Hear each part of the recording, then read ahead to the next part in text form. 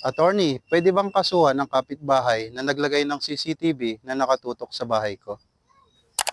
Depende kung nakatutok diretso sa loob ng bahay mo ang CCTV, halimbawa sa bintana ng kwarto, bakuran na may harang, o kahit sa pintuan kung kitang-kita ang loob.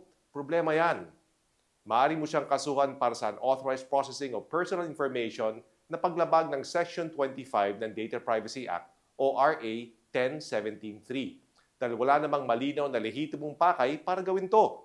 Tinuturing na personal na impormasyon ang mukha o anyo dahil sa pamamagitan nito matutukoy ang identity ng isang tao.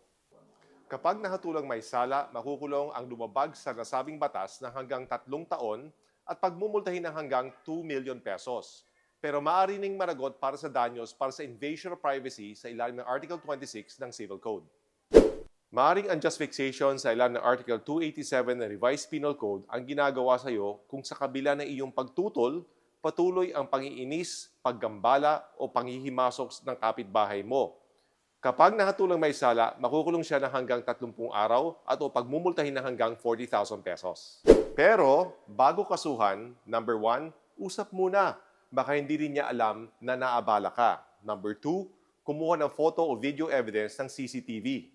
Number 3, kung ayaw makisama, sulatan ng formal, parang, uy, pakiayos po ng CCTV, parang sumusobra na po ang coverage, parang sa bahay ni kuya. Number 4, dumulog sa barangay para may record. Baka naman mapag-ayos kayo. Number 5, kung di kayo napag-ayos sa barangay, kasuhan mo na. Kahit bagong aksyon, lagi mo na pag-isipan. Ito si Attorney Tony Roman, handang magbigay ng legal advice na walang lokohan.